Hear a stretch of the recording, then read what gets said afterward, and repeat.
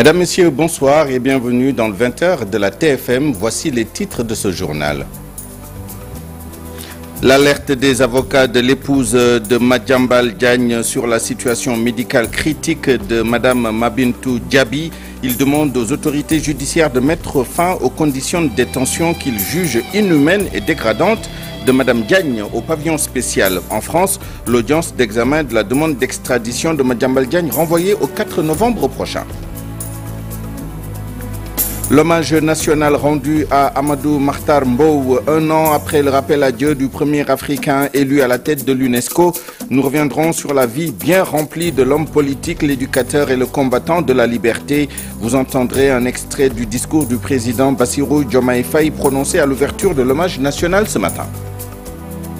Nous évoquerons également le 139e anniversaire de la bataille de Derklé et de la mort héroïque de la Dior Ngoné Latyr Diop. Les habitants de la localité et le maire de la commune de Thilmakha réclament la réhabilitation du mausolée et du musée historique ainsi que le désenclavement de la zone. À Thiès ce mardi, le maire de la ville, le gouverneur de la région, l'armée et les élèves se sont recueillis devant le mémorial du héros national. Et puis nous irons à Saint-Louis où les étudiants de l'UGB haussent le ton pour dénoncer les conditions de vie dans le campus social.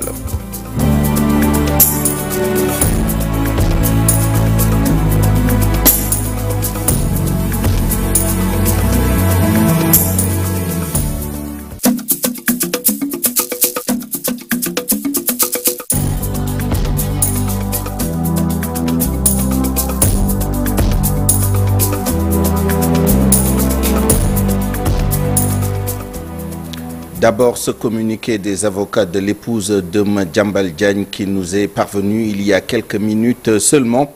La défense de Mabintou Diaby alerte sur la situation médicale jugée critique de l'épouse de Madiambal Diagne. Je vous lis un extrait de ce communiqué. Il y a urgence pour les autorités judiciaires de prendre toutes les mesures nécessaires pour mettre fin aux conditions de détention inhumaines et dégradantes de Madame Diagne au pavillon spécial qui, manifestement, ne peut pas la prendre en charge. Fin de citation. Auparavant, les avocats sont largement revenus sur les problèmes de santé de l'épouse de Madiambal Diagne depuis son arrestation, son inculpation, son placement sous mandat de dépôt. Nous y reviendrons dans nos toutes prochaines éditions. En France, sachez par ailleurs que le procès sur la demande d'extradition de Madiambal Diagne prévu ce mardi devant la chambre d'accusation de la Cour d'appel de Versailles a été renvoyé au 4 novembre prochain. Ce sont les avocats de Madiambal Diagne qui ont sollicité ce report. Ils ont également obtenu la levée du contrôle judiciaire qui avait été décidé par le premier président de la Cour d'appel de Versailles. À sa sortie d'audience, Madiambal Diagne a dénoncé l'arrestation de son fils et de son épouse. Pape Faragning. Madiambal Diagne a appelé le renvoi de son dossier par la chambre d'accusation de Versailles. Son avocat Vincent Brengart qualifie le dossier de politique. Je suis très confiant et je crois que votre présence me régaillardit et me donne beaucoup de courage, comme la plupart de nos compatriotes qui sont au pays et qui suivent cette affaire-là et qui considèrent effectivement, comme l'a dit Maître Brengart, que c'est le dossier de la procédure. La juridiction a fait droit à notre demande de renvoi. Monsieur Diagne, qui avait été placé sous contrôle judiciaire, a vu son contrôle un peu allégé parce qu'il n'est plus tenu à une obligation de pointage et ça montre que la justice lui fait confiance parce qu'il s'est toujours présenté aux différentes audiences et qu'en fait il est parfaitement serein. Il est parfaitement serein parce qu'on sait que ce dossier est totalement politique, on sait que ce dossier est totalement monté de toutes pièces et ce que nous allons démontrer devant la chambre d'instruction qui a renvoyé ce dossier au 4 novembre. Le mis en cause, très confiant après le renvoi, salue la levée du contrôle judiciaire. Mais chambre dafa am lu ñu bette la nga xam ne xëy na ñun xaaruñ ko woon moo di que day ma defoon contrôle judiciaire ma waroon chaque semaine ma dem ñaari yoon commissariat de police de du 8e arrondissement à Paris pour pointage chambre des sommes ni jaratu ko ndaxte am naa ay garantie de représentation am naa cër ba nga xam ne que jarut ñu may teg yenn fitna yi ak di ma teg yenn coono yi. ba kon mën naa moom sama bopp dox sama yitte ba heure bi nga xam ne wax nañ ko ñu ñëw incha allah. Le patron de Avenir Communication n'a pas manqué de déplorer les arrestations de son épouse et de son fils qu'il qualifie d'arbitraires. taxawu sa njaboot tey nga nekk ci biti ñu nekk ci ay loxo wala ñu feebar xam nga ne sa xol du neex. mais du sama soxna rek du sama ay doom. am na ka nga xam ne bi El Hadj Oumar di sama xarit ba nga xam ne aussi teewuñ ko dara teguñu ko ci yoon. lu dul que xëy na ma jàmbal ne na ko sëñ Oumar maa ngi dem ñaanal moom maa ngi lay bàyyi njaboot gi. ñu téye ko teg ci teguñu ko ci fenn loolu mooy détention arbitraire. te ma wax leen leneen lu bees avocats yi dañu bëgg a saisir le groupe de travail des Nations Unies sur la détention arbitraire. ça c'est bien yónni ay pouvoir yi nga xam ne ñoo nekk kaso ba muy sama nit ñooñu nga xam ne dañu leen a téye mais ba léegi signé pouvoir pour ni avocat bi jàpp demal mën Genève pour porter plainte contre le Sénégal juge d'instruction de ko bañ ma procureur du pôle financier. Ça fait 3 semaines dossier baa nga fi ci ñoom foog nga ni que loolu du persécution. De Paris en France, rendons-nous à Zurich, en Suisse. Une femme sénégalaise, coiffeuse de son état, a été tuée lors d'une violente bagarre. Les faits se sont produits hier après-midi. L'auteur du crime vivait sous le même toit, hébergé par la victime. Selon les premiers éléments de l'enquête, la victime était âgée de 60 ans. Elle se préparait à retourner au Sénégal après sa retraite. Pour en savoir plus, suivant ce récit signé Maïmouna Ndiaye. On l'appelait affectueusement la mère Teresa de Zurich, en Suisse. Aminata Tall ne pouvait imaginer qu'elle avait rendez-vous avec la mort quand elle hébergeait sa supposée meurtrière.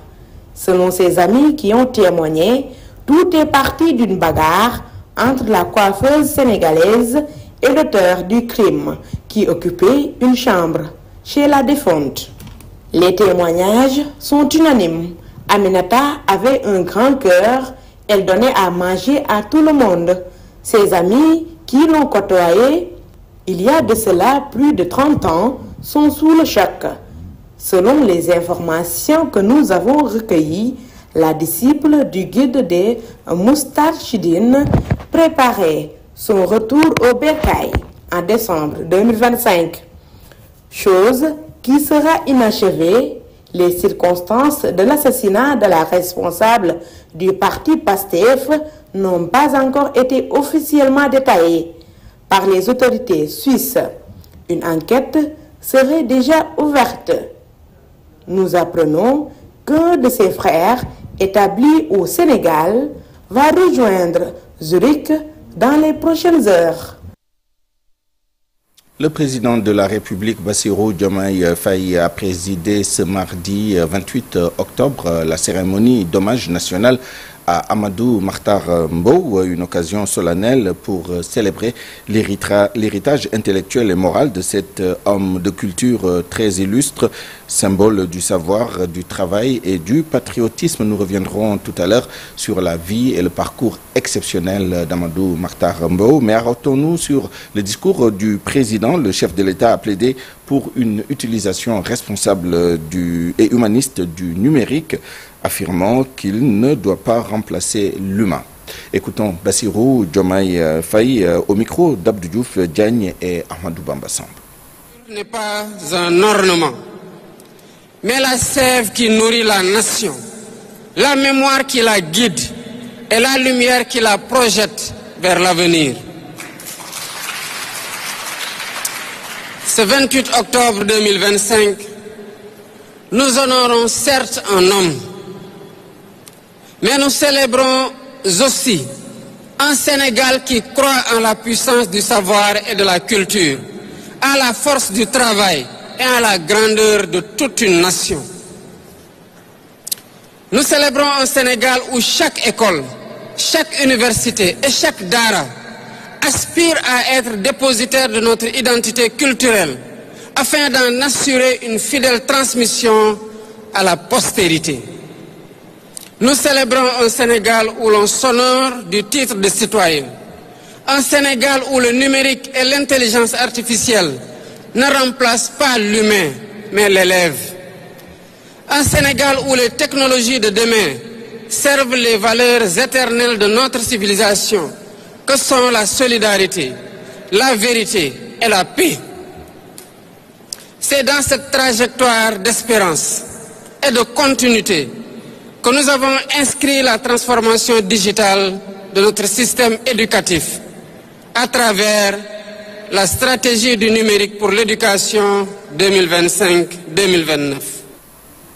Un an après son décès, le Sénégal donc rend hommage à Ahmadou Makhtar Mbow, enseignant, ministre, député et surtout premier Africain à être élu à la tête de l'UNESCO. Un homme qui a traversé les siècles et qui a été de presque tous les combats pour la libération de l'Afrique et le rayonnement du Sénégal. Retour sur sa vie et son parcours dans ce portrait signé d'Issa Prera. Un an qu'il a disparu. Aujourd'hui, le Sénégal rend hommage à un homme de dimension mondiale. Ahmadou Makhtar Mbow, c'est une vie de combat au service de son pays, mais aussi de l'humanité. L'homme a été presque de tous les combats démocratiques. D'abord contre le nazisme, ensuite pour l'indépendance des pays d'Afrique. Ce natif de Dakar a grandi à Louga, ville où il a été à l'école coranique, puis celle française. Mais à 18 ans, la guerre mondiale éclate. Le jeune Mbow s'est engagé volontairement sous le drapeau français. Nous sommes en 1940. 3 ans plus tard, il est rappelé par la France avant d'être démobilisé en 1945. L'aventure continue, mais cette fois-ci à la Sorbonne après le baccalauréat. Dans cette prestigieuse université, Ahmadou Makhtar Mbow y obtient une licence en lettres, un diplôme qui lui ouvre les portes de l'enseignement. De retour au pays natal, il sert tour à tour à Rosso, Mauritanie, Darou Mousti, Badiana, Sénoudébou, puis à Gaïa. Il enseigne l'histoire et la géographie jusqu'en 1966, notamment au lycée Faidherbe et à l'école normale supérieure. Mais auparavant, durant la période d'autonomie interne 1957-1958, Mbow était déjà ministre de l'Éducation et de la Culture. Ensuite, il démissionne et s'engage dans la lutte pour l'indépendance du Sénégal. 6 ans après, il revient aux affaires publiques au département de l'Éducation en 1966 et celui de la culture et de la jeunesse de 68 à 72 avant de passer à l'Assemblée nationale. Après l'Assemblée nationale, commence alors sa carrière internationale et les portes de l'UNESCO s'ouvrent pour lui. Sous-directeur général en 1970, 4 ans plus tard, il est directeur général et il y restera jusqu'en 1987. Puis, dans les années 2000, il sera choisi pour diriger les assises nationales lancées par le Front Siggil Sénégal. Ahmadou Makhtar Mbow a tiré sa révérence le 24 septembre 2024. Il avait 103 ans. Autre hommage, celui rendu à Lat-Dior Ngoné Latyr Diop, tombé le 26 octobre 1886 à Derklé, dans la commune de Thilmakha, région de Thiès. À Thiès, justement, le maire de la ville, le gouverneur de la région, les forces armées et les élèves des lycées de Thiès étaient devant le mémorial pour rendre hommage à ce héros national qui a œuvré à l'indépendance du Sénégal, terre de résistance et qui ne pouvait rester sans rendre hommage à ce héros. Cérémonie devant le monument de Lat-Dior à Thiès, qui avait été inauguré par le président Bassirou Diomaye Faye, vous vous rappelez, il y a quelques mois. Docteur Babacar Diop, maire de Thiès, au micro de Cheikh Anta Diop et Sey Latyr. Ici, rassemblés devant ce mémorial pour rendre hommage au fils de Linguère Ngoné Latyr Fall. Lat-Dior Ngoné Latyr, toute sa vie est une belle et grande leçon de souveraineté, d'indépendance, d'autonomie, de libération. Des paroles qu'il ne cessait de répéter. Un étranger ne construit pas un pays, ce sont les fils d'un pays qui construisent leur propre peuple. Ces paroles demeurent encore aujourd'hui une boussole pour notre nation, une boussole pour toutes les nations du monde en quête d'émancipation. Chers jeunes élèves, considérez ce qu'il a enduré pour la dignité de son peuple. Le deuil qui a frappé le Cayor dans la journée triste du 26 octobre 1886, le jour où le fils de Linguère Ngoné Latyr Fall a préféré courageusement la mort à la honte. Placez-vous devant lui, agenouillez-vous devant lui, Abreuvez-vous à la source de cette fontaine de liberté et de dignité. Que le Sénégal et l'Afrique demeurent toujours des entités indépendantes et souveraines. Chers jeunes élèves, vous êtes les futurs héros de notre développement, de notre progrès et de notre prospérité. À Thilmakha, à l'occasion de la commémoration du 139e anniversaire du décès de Lat Dior à Derklé, l'association pour la sauvegarde des valeurs de Lat Dior, le maire de Thilmakha ont profité de cette occasion pour égrener un chapelet de doléances, notamment la réhabilitation du mausolée et du musée historique, ainsi que le bitumage de l'axe Mekhe-Thilmakha-Derklé pour faciliter l'accès et renforcer le rayonnement du site. Reportage Cheikh Anta Diop, Seylatir. Ce témoignage de la bravoure de Lat Dior est immortalisé par la devise de notre armée nationale. Le héros national célébré à Derklé dans le Mbakol, Kayor des profondeurs. Lat Dior est le héros national, donc un symbole de résistance qui symbolise toute une nation. Toujours nous voulons le rappeler que les institutions demeurent, les hommes passent. Le président Senghor l'avait nommé par décret héros national. Derklé fait partie des injustices les plus voyants de ce pays. Parce que Lat Dior a combattu pour le peuple sénégalais. Il mérite d'être élevé au grade des plus grands hommes. Je vous remercie. Cette cérémonie est aussi une occasion pour le maire de Thilmakha de rappeler le devoir collectif qui est la préservation et la valorisation de l'héritage de Lat Dior. Nous invitons l'État à réhabiliter le mausolée de Derklé pour en faire un haut lieu de mémoire nationale. Construire un musée historique dédié à sa vie et à son œuvre. Un des petits-fils de Lat Dior invite les nouvelles autorités à prendre en charge la réhabilitation du mausolée et le bitumage de la route Thilmakha-Derklé. Par rapport à la route, on avait des promesses. Ça a été signé ici par un président de la République, en l'occurrence le président Macky Sall. Il nous avait promis l'électricité qui est venue, l'eau est venue, il reste la route à bitumer et la maison des hôtes. Nous rappelons à l'autorité que Lat Dior mérite plus que ce mausolée qui a été érigé ici depuis 1986. Je crois qu'il est temps, avec la venue de ces autorités. En ce jour de mémoire, les dignitaires, les autorités, tour à tour, ont appelé les jeunes à s'inspirer des idéaux de Lat Dior, que sa flamme continue de guider les actions de la nouvelle génération. Autre aspect de l'actualité, revenons sur la baisse de l'électricité, du gaz et du carburant annoncée hier par le Premier ministre. À Saint-Louis, la population attend la matérialisation de ces promesses pour atténuer la souffrance des ménages. Les Saint-Louisiens demandent au Premier ministre d'acter cette mesure dans les plus brefs délais. Ousseynou Diop, reportage. Mbaye prépare activement le déjeuner pour une famille de 8 personnes. Selon elle, la baisse du prix du gaz annoncée par le Premier ministre Ousmane Sonko est une bonne chose pour les ménages qui souffrent actuellement. Si l'État diminue le prix du gaz, ce sera une bonne chose pour les ménages, surtout pour les femmes. Actuellement, les temps sont vraiment très durs. Les chefs de famille souffrent car le prix du gaz passe du simple au double. Auparavant, avec 5 000 francs CFA, on pouvait payer le gaz et acheter les légumes pour le déjeuner. Mais actuellement, c'est impossible. Le gaz coûte plus de 4 600 francs CFA. Vraiment, il faut diminuer le prix du gaz. La vie est difficile dans beaucoup de familles, surtout dans le nord du pays. Pour payer l'électricité, les femmes sont obligées d'aller dans les marchés pour vendre des tissus ou des denrées alimentaires. Rana Fall fait partie de ce groupe de femmes qui travaillent chaque jour pour survivre. Elle salue l'annonce faite par le Premier ministre pour baisser le prix de l'électricité. Si le gouvernement applique la baisse du prix de l'électricité, vraiment ce sera une bonne chose pour tous les ménages. Actuellement, tout est cher au Sénégal. L'eau, l'électricité, l'huile, tout coûte très cher. Pour Adama Koundoul, le carburant coûte très cher actuellement. Il attend la matérialisation des mesures annoncées par le Premier ministre pour pousser un ouf de soulagement. Tout le peuple sénégalais attendait véritablement la réaction du gouvernement à ce niveau.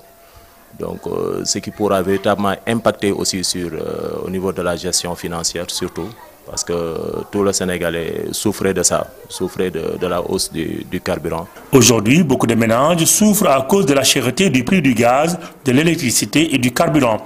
Nos différents interlocuteurs invitent le Premier ministre à passer à l'acte dans les plus brefs délais pour soulager les chefs de famille. 10 ans après la recommandation 204 de l'Organisation internationale du travail sur le travail informel, La CNTS a tenu ce mardi les assises de l'économie informelle. Ce secteur représente, vous le savez, 90% de l'emploi national et contribue à hauteur de 40% au produit intérieur brut. Ce secteur donc a besoin d'une formalisation et pour bénéficier d'une meilleure protection sociale. Fatou Bintou Conté et Amadouba. Le secteur informel, tel est l'engagement de la CNTS, centrale syndicale qui estime que les travailleurs informels constituent 90% de l'emploi national, mais évoluent sans protection juridique ni sociale. Comme vous le savez, nos économies africaines, la plupart des pays africains, le secteur informel contribue quelquefois à plus de 65% du PIB. Il représente à peu près 97% des emplois dans notre pays comparativement au secteur formel. Vous voyez donc que c'est le réservoir d'offres d'emploi, surtout dans le secteur informel. Sur les pas qui sont accomplis et ce qui reste à faire.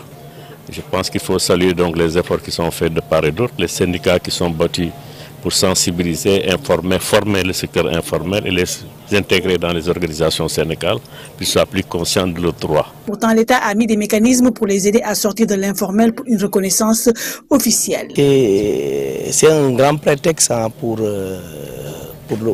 les centrales syndicales, mais aussi pour l'État, d'évaluer tous les grands pas, les grands chantiers qui ont été menés pour la formalisation. Mais il y a encore des choses à faire et nous comptons donc vraiment sur ces assises-là pour aujourd'hui déboucher sur des recommandations fortes qui vont accompagner l'État dans la formalisation effective donc, de ce secteur-là. Dès qu'il se formalise, il participe aussi à la constitution donc, de notre produit intérieur brut. Mais avec la situation des déguerpissements dont subit ce secteur depuis quelques jours, le dialogue s'impose pour ne pas créer des tensions. Même si l'État a pris des mesures de réorganiser, je pense qu'on devrait d'abord passer par un dialogue, réfléchir sur comment faire pour réaffecter ces gens-là dans d'autres espaces, comment les sensibiliser, comment leur offrir également un espoir. Parce que comme vous le savez, quand on dit qu'il n'y a pas de travail formel, qu'ils occupent quand même 97% de l'offre, il est évident que si des mesures sont prises pour assainir l'environnement, il faut également en discuter avec eux. La transition de l'économie informelle vers l'économie formelle avec la recommandation 204 de l'OIT, 10 ans après, marque un tournant historique. Les travailleurs invitent les États à reconnaître ce secteur comme une composante à part entière de la vie économique. En mode santé avec la fièvre de la vallée du Rift qui continue sa progression, mais on note dans le bilan du jour un net ralentissement. À la date du lundi 27 octobre, seuls 3 cas ont été confirmés et aucun décès n'a été enregistré. Au total, le Sénégal a dénombré 331 cas confirmés de fièvre de la vallée du Rift depuis le début de l'épidémie, dont 28 décès et 246 guéris. La région de Saint-Louis concentre plus de 80% des cas confirmés et le district sanitaire de Richard Toll est le plus touché avec 133 cas confirmés. Allons maintenant à Ziguinchor, 72 heures de grève renouvelable pour réclamer 6 mois d'arriérés de bourse. Les étudiants du Centre régional de formation en santé de Ziguinchor ont décrété un mot d'ordre de grève de 72 heures renouvelables. Donc, ils réclament jusqu'à 6 mois d'arriérés. Ils réclament aussi de meilleures conditions d'études. Les propos de leur président, Lansana Sonko, sont recueillis par Boubacar Djassi et Lamine Mandjan. Et que là, on n'arrive pas à avoir de bons professeurs, c'est-à-dire des enseignements de qualité. On a toujours des retards de bourse. On peut rester 6 mois sans pour autant avoir nos bourses. Ceci n'est pas normal. Le problème, dès le début, on était arrivé au mois de janvier. Le gestionnaire nous avait fait comprendre que pour le cas des bourses, parce qu'il y avait la promotion de la L1, la L2 qui était là, donc il avait resté depuis le mois d'octobre sans pour autant recevoir leur bourse. Le gestionnaire nous dit que le budget est retourné en fonds libres depuis le mois de décembre. Le problème, la question que les étudiants se sont posées, alors, du mois d'octobre au mois de décembre, où était alors cet argent-là? Si l'argent était déjà au niveau du trésor et qu'au mois de décembre, l'argent est retourné en fonds libres pour attendre un autre vote de budget, pourquoi Toujours dans les universités, sortie musclée des étudiants de Saint-Louis, ils dénoncent les conditions de vie difficiles dans le campus social. Pour ces étudiants, sur un nombre de 24 700 étudiants à l'UGB, l'université ne dispose que de 6 365 lits, ce qui est jugé anormal. Ils menacent de passer donc à la vitesse supérieure. Si rien n'est fait, on écoute à ce sujet les explications de Amadouba, le porte-parole du jour, avec Ousseynou Diop. Une capacité d'accueil de 6 365 lits pour une population estudiantine de plus de 24 000 étudiants, chose qui est anormale, gravissime. C'est pour cela que ce campus social a des chambres qui devraient normalement accueillir 6 personnes, se retrouvent à accueillir 10 personnes. Les chambres qui devraient accueillir 4 personnes, maintenant se retrouvent à accueillir le double. Maintenant, jadis, on avait des salles d'études pour le confort de l'étudiant. Ces salles d'études n'existent plus. Ils ont été convertis en chambres. Et les différentes mosquées, les peu de mosquées ici à l'université Gaston Berger sont devenues des dortoirs pour les étudiants. La coordination des étudiants de Saint-Louis ici se réserve le droit d'user de tout son arsenal de lutte syndicale. Si toutefois les autorités internes et externes continuent dans leur mutisme, dans les jours à venir, si toutefois ils ne sortent pas de ce mutisme et qu'ils puissent essayer de régler ces mesures d'urgence, nous n'allons pas hésiter à foutre convenablement le bordel au sein de cette université. Nous sommes maintenant à l'actualité internationale qui nous amène au Mali, en Côte d'Ivoire et au Cameroun. Au Cameroun, de violents affrontements ont éclaté après la réélection controversée de Paul Biya, âgé de 92 ans. Les heurts entre manifestants et forces de l'ordre, notamment à Douala et Garoua, ont fait 4 morts, plusieurs blessés et de nombreuses arrestations.